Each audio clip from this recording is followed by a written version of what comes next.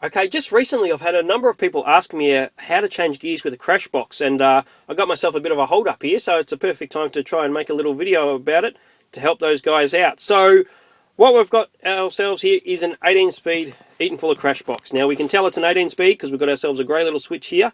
It's a pretty common box. If you find you've got a red switch there, then it's most likely a 13-speed. So let's have a look at the shift pattern we've got here. We've got 6 positions that we can actually go into.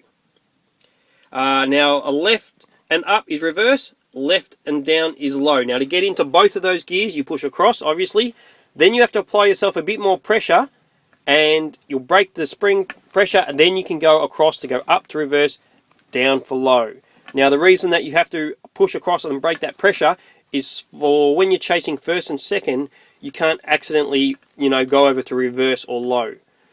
So all that leaves us with is 1, 2, 3, 4, a H pattern like you might have in a car. So up and across, left and up is first, down is second. Now I can't get any of these gears now because the truck's not running. Up and across is third, down is fourth. Now after that, we've got ourselves a little switch down the front here, which we push up, and then we go through them again. So we go back into first, and that becomes fifth. Then down into second becomes sixth, then seventh, and then we get eighth by pushing down into where fourth position is. So we've got ourselves 8 gears now. Now we can use the splitter to split all of those gears. So from 8, if we split them all, we now get 16 gears. Plus remember we've got low, and we can go into high range low. That gives us 2 extra gears to get ourselves 18. So that's how you get the 18 gears. It's not quite as complicated as you might think. Difference with the 13 speed is you just cannot split any of those lower gears. So the box is pretty much the same, it's just you can only split the top lot of gears, not the bottom lot. So let's run through how I shift gears. Now firstly I'll say I don't do it the way Eaton Fuller recommend. In fact, Eaton Fuller have got a few videos on YouTube, and if you watch what they're doing, I don't know what the hell those guys are doing. I've never seen anyone shift the way they do it. I'll also say that I got my license 12 years ago in a 10-speed crash box. I drove the truck around for a few hours and got my license, that was it. Then I didn't touch a crash box for years. I mean, all of our trucks were synchro boxes, with a Volvo and Scania in Australia. They're all got Euro boxes. So it was about 4 years ago I jumped into this, and I basically taught myself. I might have watched a couple of YouTube videos, and that was it. I was on my own, and so the way I shift is basically the way I just taught myself how to do it. However, watching a few other drivers and being with a few other drivers, they all shift the way I do it, so I just want to put that out there. This is the way I do it. It's not the recommended way. So let's go through the gears. Now also, just to make it quick, I'm just going to go through the gears the way I do it. The way I mostly do every single gear change. So let's just have a look at that now.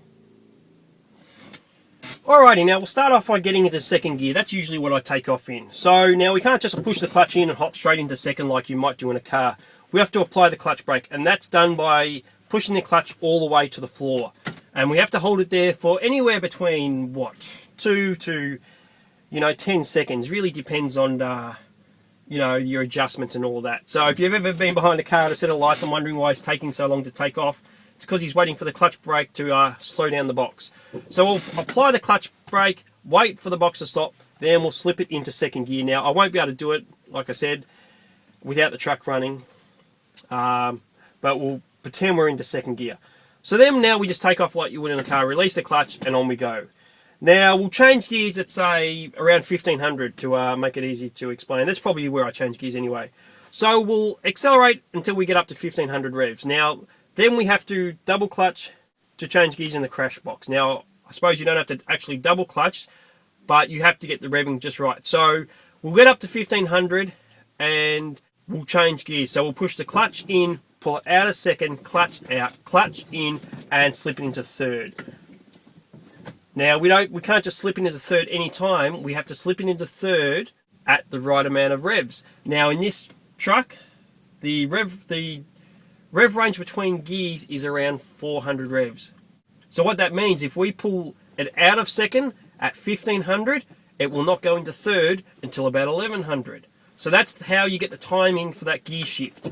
you do your double clutch procedure. So as the tacho is falling past 1100, you'll slip it into third. And then away we go. Back up to 1500 revs, clutch in, out of gear, clutch out, clutch in, and into fourth gear as the tacho's slipping past 400 less from where you pulled it out. Now we can go up into high range. So what we do, we flick the switch here up, and that won't do anything until we apply the clutch or pull it out of gear. So as we get up to 1500, clutch in, out of gear, now the box goes into high range. Clutch out, clutch in, and back into first, which now becomes fifth. And we do that right when the tacho's dropped 400 revs. Now you'll notice I haven't split any of the lower gears. That's because I don't usually split the lower gears, unless I'm on a hill or something. So, and you'll also notice I've been using the clutch, and I just find it easier to use the clutch on those lower gears. Alright, so from here on we'll start splitting the gears and not using the clutch. It's just the way I find better to do it. You'll work out when you get on the road what works best for you. So now we'll accelerate back up to 1500 revs. We'll push the little splitter here forward. We'll release the throttle, back on the throttle, and that'll split that gear, and we'll call it 5.5. Now you don't want to release the throttle and apply the throttle too quickly, or the box will just neutralize. So you want to release the throttle. You'll see the tacho fall 200 revs now because it's only half a gear.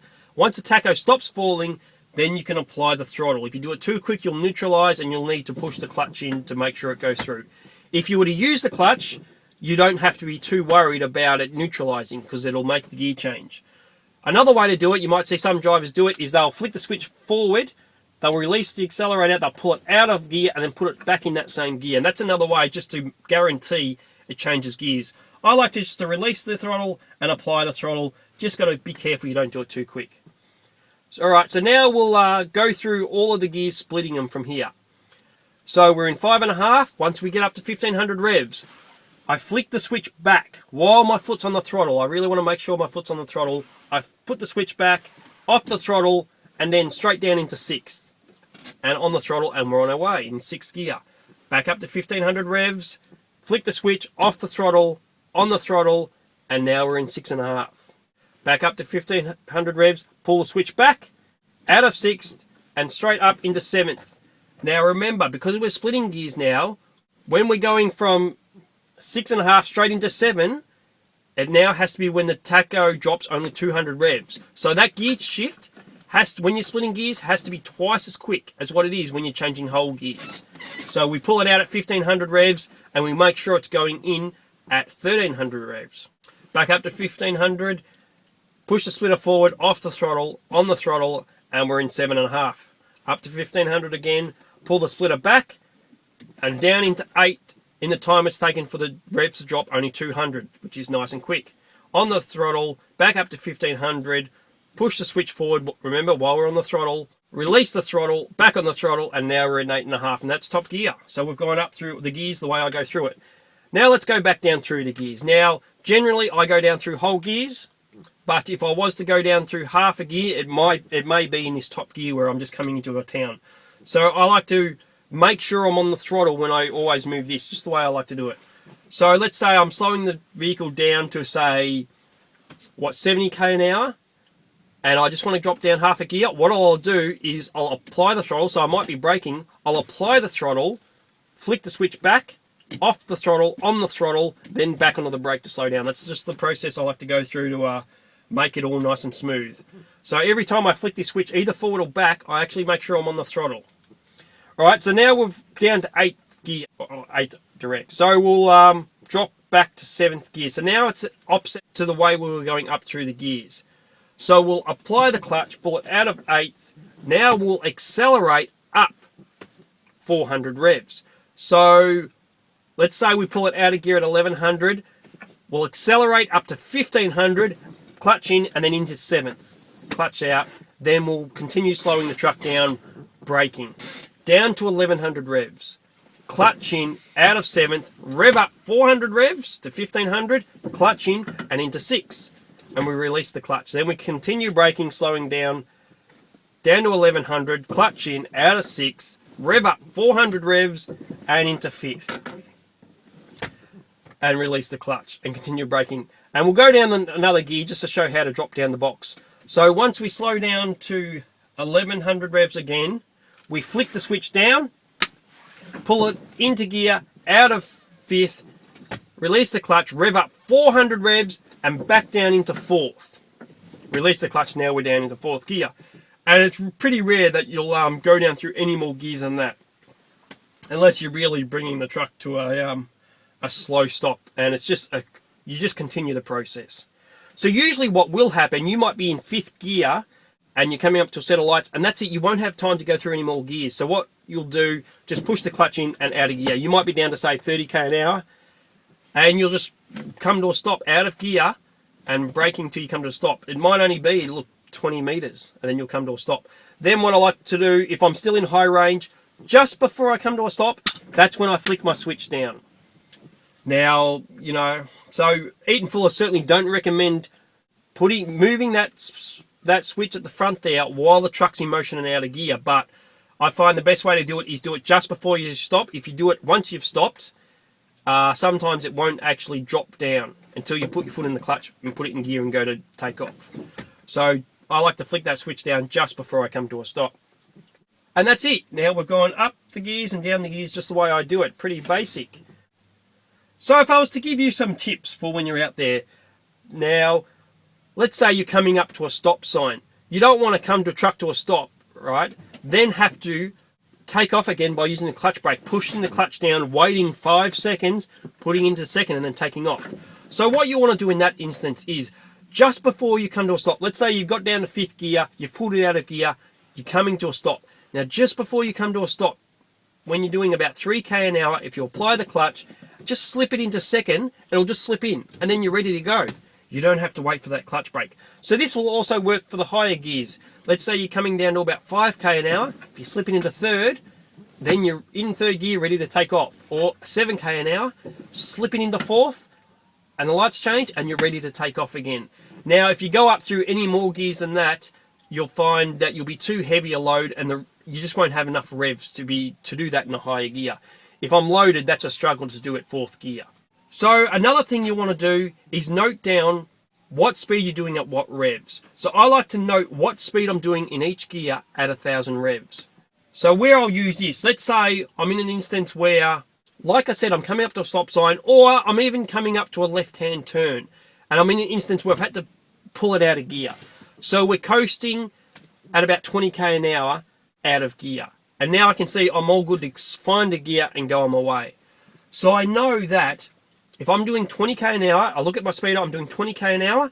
If I quickly give the accelerator a pump and rev up to 1,000 revs, it'll slip straight into fifth, and away I go. So write down, take note at what speed you're doing in what gear at a certain rev. I like to pick 1,000. Write it down, stick it on your dash, and you'll be able to use it whenever you're out of gear. You'll be able to, and you need to find a gear, you'll just quickly look at what speed I'm doing. I'm doing 30k an hour. I know I can quickly give it 1,000 revs and slip it straight into sixth gear.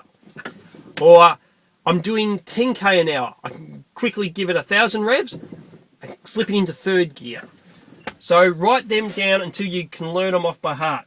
That way you know what gear you should be in at what speed at any point, and if you ever find yourself out of gear, you'll know just exactly what gear to slip yourself into. Couple more little pointers. Now, what you'll find is if you're on a bit of a hill, a bit of a grade, you'll find you want to make your gear shifts just a little bit slower. If you find they're just feeling a little notchy, just slow the gear shift down, and it should go in smoothly.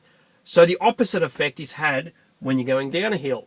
You'll find you want to shift gears just a little bit quicker. If you've got bogey drive, that's 2 sets of drive wheels, and you're doing a sharp turn like a U-turn, those wheels will fight against each other, and that'll slow you down, acting like a bit of a hill. So in that instance, you'll also want to shift just a little bit slower. Another thing is, you'll find if you're braking very heavily, and then you want to do a downshift, you'll find you might not need to give the full revs that you normally give. Like I said, in this truck it's 400 revs. So if I'm braking very heavily and I'm going to quickly double clutch down, I might only give it 200 or 300 revs.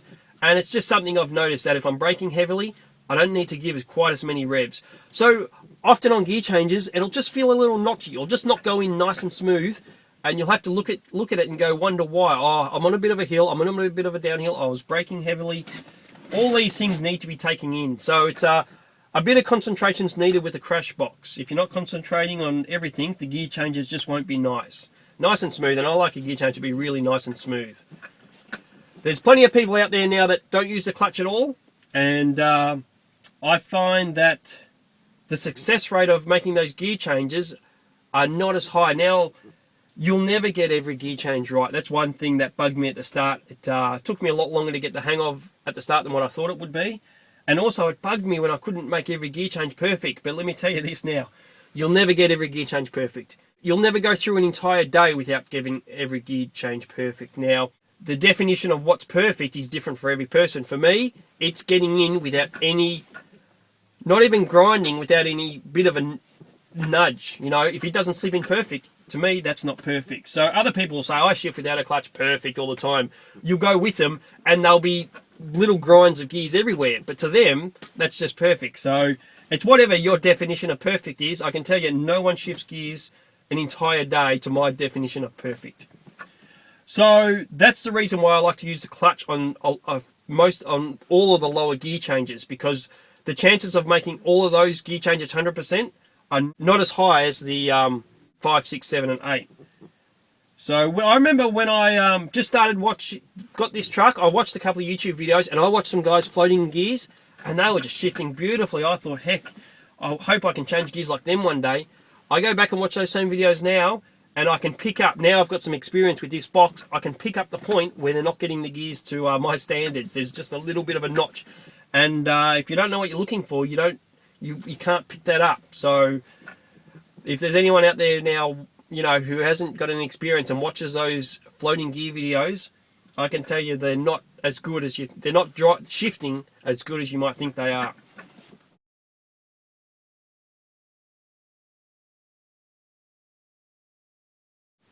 Alright, so I won't make the video too much longer. That's quickly just covered off all the things that I can think of at the moment. If there's any questions, leave them in the comments. Otherwise, thanks for watching.